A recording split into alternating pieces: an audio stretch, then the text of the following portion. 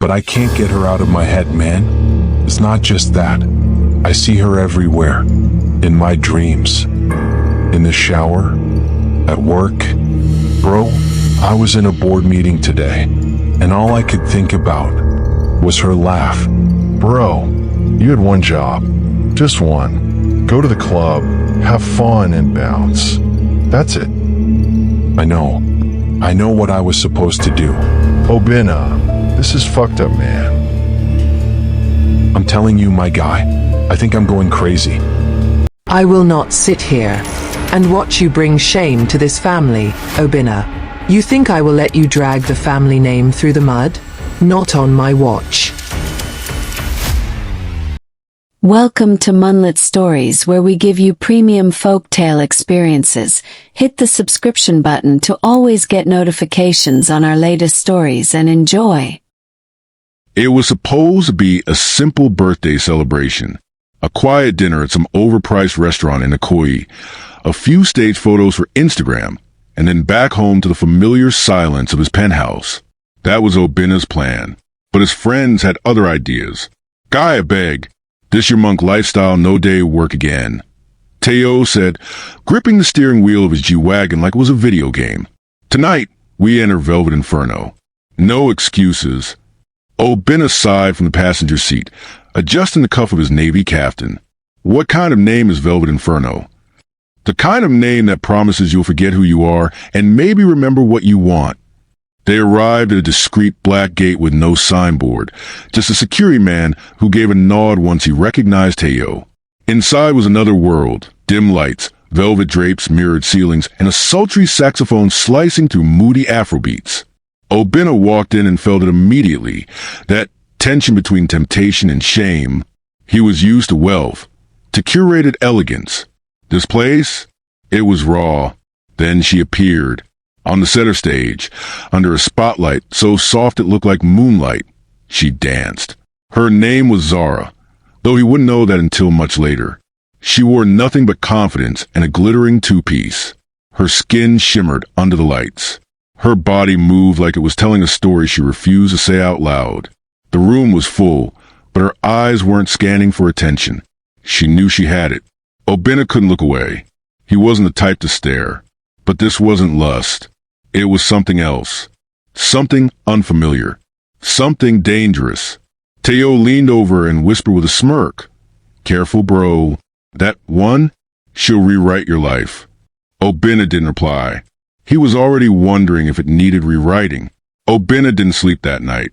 Even after they left the club, long after the laughter died in Teo's car and the city lights faded into the glass of his high-rise, her image stayed. The way she turned slowly under the spotlight, as if she was dancing alone in her own world. Unbothered, untouchable, he told himself it was nothing, a fleeting intrigue, a momentary weakness. But by Monday night, he was parked in the same hidden street in Victoria Island, alone this time. No Teo, no birthday excuse. Just hunger, not for her body, but for an explanation. Who was she? Inside Velvet Inferno, the scent of cologne, cash, and heat wrapped around him. The lights were lower tonight. The crowd different. Older men, a few younger ones with swagger, and women who wore desire like perfume. And there she was again, Zara. This time, her routine was more aggressive. No softness, no mystery. Her heels hit the stage like punctuation. Her hips moved to Burna Boy's Common Person. Ironic. She was anything but common. When the music stopped and applause rose, she walked off the stage without a glance at the crowd. Obinna stood up. A bouncer gave him a look. You good, Olga? I just want to talk. The bouncer smirked. They all do. In a corner hallway behind a red velvet curtain, Obinna waited. Then she appeared. Changed into jeans and a crop top now, her makeup smudged, wiping off her gloss with the back of her hand. You again, she said flatly. He nodded. Obinna. I didn't ask. He smiled slightly. You were brilliant. She rolled her eyes. Save the compliments. You want to dance? It's 50,000 Nigerian nairas for 10 minutes. No touching. No numbers. No fantasies. I don't want to dance. She paused. Then what do you want? I want to know your name. A beat, then another. She tilted her head, amused, cautious. Zara. He reached for his wallet. She stopped him. I didn't charge her that. And just like that, she walked away, leaving Obinna with nothing and everything. The next morning, Obinna sat in his office, staring at a spreadsheet he couldn't process. His assistant, Ifeoma, dropped a stack of printed emails on his desk and tapped her watch. Sir, board called the investors in Dubai. 10 minutes. He nodded absent-mindedly. Yeah, okay. But his mind wasn't here. Not really. He could still hear her voice. See the way she said her name like it meant nothing. Zara, a woman whose walls were higher than a skyscraper. But now that he knew her name, he found himself wondering what else he didn't know.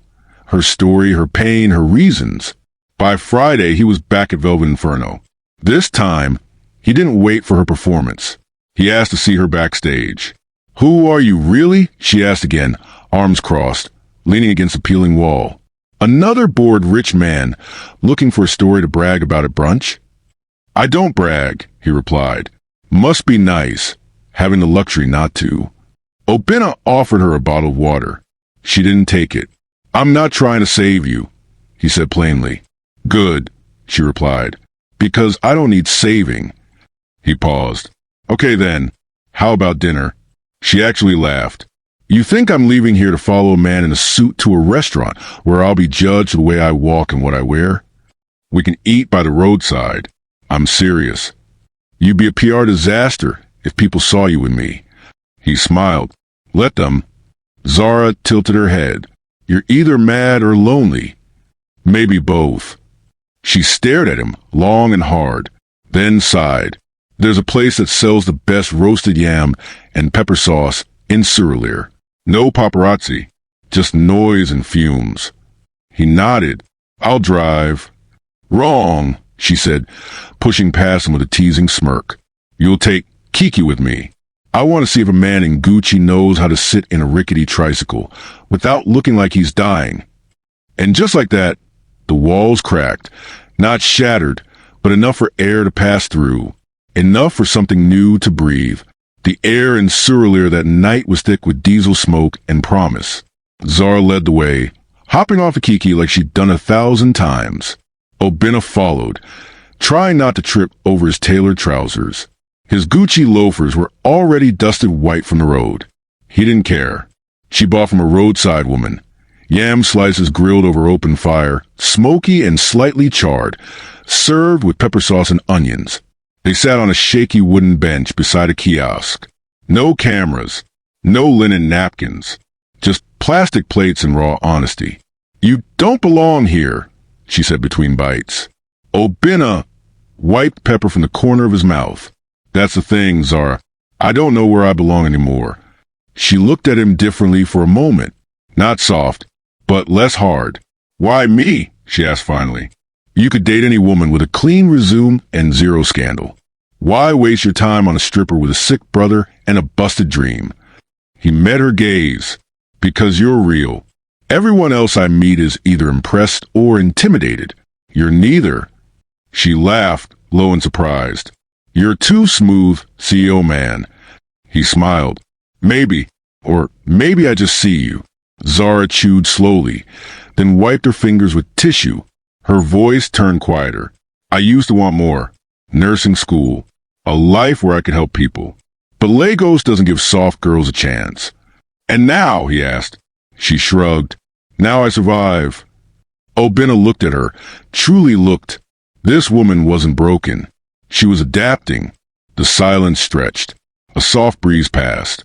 Then he said, if you want to go back to school, to that dream, I could help. Her guard shot back up. I don't need a sponsor. I'm not offering to own you, he said. Just to back you if you want it. Zara didn't respond. But she didn't leave either. And for Obinna, that silence was the loudest maybe he'd ever heard. Days passed. Obinna didn't hear from Zara after their Surulere night. No calls. No texts. No late-night messages that might hint at gratitude, curiosity, or regret. Just silence. He thought about reaching out, then thought better of it.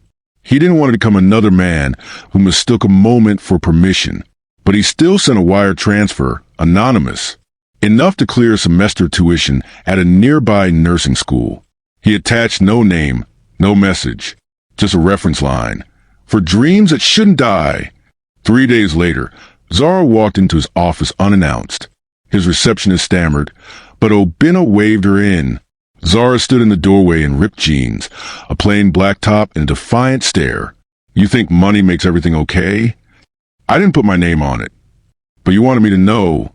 Obinna sighed. I wanted you to have a choice. She threw an envelope on his desk. Bank receipt. Unopened. I won't be anyone's charity case. I'm not trying to save you. Then stop playing savior. They stared at each other. The office air was too clean for this kind of confrontation. Zara's voice softened. Do you know what happens when someone like me takes money from someone like you? People start saying I earned it on my back. That I sold the one thing I had left, my pride. Obinna leaned forward. Zara, you have more than pride. You have power. But you're afraid to ask for help because the world twisted that into weakness. She looked down. Her fists were trembling. He stood, walked around his desk, and placed the envelope gently back into her hand. No conditions. No strings. If you still want to return it tomorrow, I'll accept it. But think about it as equity in your own future. She didn't speak, just took it and walked out. Later that night, she called. One word. Thank you. That was the first crack in her armor. But what Obinna didn't know was that Zara wasn't the only one watching. That same day, his mother had seen a photo, grainy but clear enough. Obinna in Surreal, with a woman the blogs would eat alive. The whisper networks had begun. The first lie was silence. The second would come wrapped in velvet. The scandal began the way most Lego scandals do, through a whisper, then a grainy photo, then a headline. Tech billionaire caught with strip club regular in Surreal. Mystery woman sparks outrage. Obinna was in a boardroom when it hit. His phone buzzed 3 times. Then 5. Then nonstop. A junior executive passed him a tablet with the image already viral on Pulse NG. He stared at the screen. It was them. Him in a blue caftan, Zara laughing beside him, grill jam in her hand. Casual, warm, human. Everything the immediate name wasn't supposed to be. End the meeting, he said calmly. But sir, end it. Minutes later, his mother called. He didn't answer, but he didn't need to. By the time he got the house in Banana Island, she was waiting in the drawing room, gold bangles clinking, voice sharp like broken glass. Obinna, is it true? He said nothing. Her voice rose. A stripper? In public? You let the immediate name, your father's name, be dragged into dirt for some club girl. She's a woman, and her name is Zara. His mother's eyes narrowed. You've always been weak when it comes to broken things. You want to fix everyone. But this isn't compassion. It's stupidity. Obinna clenches fists. She's not broken. She's surviving. You're risking your company's image. Our alliances. Do you know who called me today? 2 senators. The governor's wife. They're laughing. I'm not marrying for politics. No, you're sleeping for pity. The slap came fast. Sharp. Echoed in the silence. His mother stared at her own hand like it had betrayed her. Obinna's eyes stayed cold. If I have to choose between your legacy and my life, I'll pick the one that lets me breathe. He walked out, leaving the scent of jasmine and rage behind. That night, he texted Zara, I think the war has started.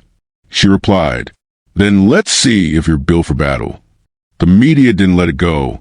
Every blog post added another layer to the scandal. From Tech Cabal to Linda KG, they speculated, exaggerated, and dissected every angle. One headline screamed, CEO Obinna dating exotic dancer? A media empire in jeopardy. Social media was worse.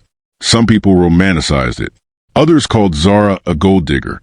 A few accused her of using her body to secure generational wealth. Obinna barely opened his apps. He was focused on survival, hers and his. Zara, meanwhile, was being hunted. Her landlord evicted her without notice, claiming she was attracting immoral attention. Her younger brother, Emeka, got jumped outside his school. The bruises weren't bad, but the message was, tell your sister to disappear. Obinna moved her into a secure apartment in Ikate, Lekki. He paid off the balance for her nursing program. He hired security, subtly, discreetly. Zara didn't say thank you this time. She simply said, so this is what it feels like to be seen and hated for it. Then came the board meeting. The Umidi group summoned an emergency session. 48 hours notice. Obinna walked into the marble conference room, wearing a black native outfit. No tie, no suit, no apology. One of the directors, a graying man in an ibada, cleared his throat. Obinna, you brought shame to this board, to your family. We recommend a 6-month leave of absence while we manage this crisis. Obinna looked around the table. Men who built their wealth hiding affairs. Men who paid for silence, not accountability. He stood up. I won't step down. Then the shareholders may call for a vote. Let them. He paused, then added, but before that, ask yourselves this. If she were a senator's daughter, would we be here? Or is the outrage because she doesn't fit into your manicured pedigree? Silence. You built this board on lies hidden in chandeliers. I'm tired of pretending that my life, or hers, needs your permission to be valid. He walked out without waiting for their decision. That night, he found Zara on the balcony of her new apartment, staring out at the sea. I burned the pedestal today, he said. She didn't look at him. What did it cost you? Everything. That never really mattered. She turned slowly, met his eyes. No walls this time. No mask. Just one question. What now? Zara had never lived anywhere with a view of the ocean. Now she did. Not that she asked for it. Not that she even liked the constant hush of waves crashing like whispers behind glass. But tonight, standing on that Lekki balcony in oversized pajamas and borrowed quiet, she allowed herself to feel something unfamiliar. Stillness. Obinna stood beside her, holding a bottle of malt and a tired smile. He'd stopped trying to fix things. He just stayed. I don't want to be your redemption arc, Zara said softly. He turned. You're not. Then what am I to you? He thought about it, then answered honestly. You're the first person I've known who doesn't need me to be perfect, or rich, or packaged. She snorted. I still like you packaged, though. Don't get it twisted. He laughed. Fair. They sat down together, barefoot, back against the wall, like two kids skipping prep class. Below, the city buzzed with generators and gossip. But up here, it was just them. Obinna, she said after a while. What if we don't make it? He didn't flinch. Then we don't. But I won't lie about how I feel or pretend it never mattered. I'm not building a fantasy.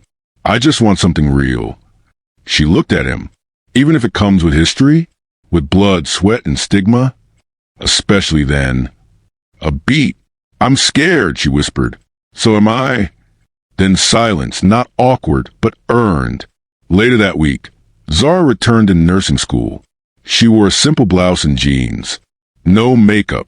Head high. Students whispered. Lecturers stared. But she walked through those halls like a woman who had nothing left to hide. At the entrance, a reporter tried to ambush her. Zara, are you dating the immediate? Is it true you used to dance at Velvet Inferno? She smiled politely, then said into the mic, clear and strong. I'm not ashamed of my past, but you should be ashamed that that's all you can see. The clip went viral. Some called it bold. Others called it reckless. Obinna called it beautiful. 2 weeks passed. Zara kept her head down in school. She aced her pharmacology test, volunteered for extra shifts at the clinic, refused interviews, ignored sponsorship offers, and rejected 2 brand deals that wanted her to lean into her controversial fame. I wasn't a story until I became yours, she told Obinna once. You were always a story, he replied. They just didn't know how to read it. Meanwhile, the immediate family's crisis deepened. Obinna's resignation sent shockwaves through the Lagos business world. A few stockholders bailed. 2 media houses wrote op-eds criticizing his emotional instability. But something else began to happen too. People started listening. Young women posted clips defending Zara. Men in suits quoted her viral line. Feminist blogs praised her grace under fire. The conversation shifted from scandal to stigma, from shame to survival. And for the first time in his life, Obinna felt like he was living with purpose, not pressure. He launched a new company quietly, a digital health platform designed to give sex workers, domestic staff, and underserved women access to anonymous mental and reproductive health care. He named it Mirror. When Zara found out, she asked, "Why that name?" He smiled. "Because people like to shatter women like you, just to avoid seeing themselves." Then came a letter, handwritten, delivered to his Lekki apartment, from his mother. "Obinna, I won't pretend to understand, but I saw her interview, and I saw your eyes when you defended her. You're no longer the boy I raised. You're something better. When you're ready to talk, I'll be here.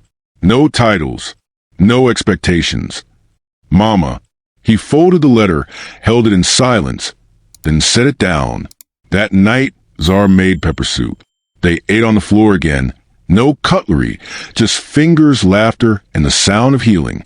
At some point, she turned to him and asked, "Are we really doing this?" He looked at her like a man who had been lost and now found. No more secrets. No more shame. We're not perfect, but we're real. And I'd rather fail with real than win with fake. She didn't reply. She just took his hand. Not as a symbol, not for show, just because she wanted to. And sometimes that's where love lives. Not in crowns, not in applause, but in the quiet, chosen grasp of someone who knows your name and stays anyway.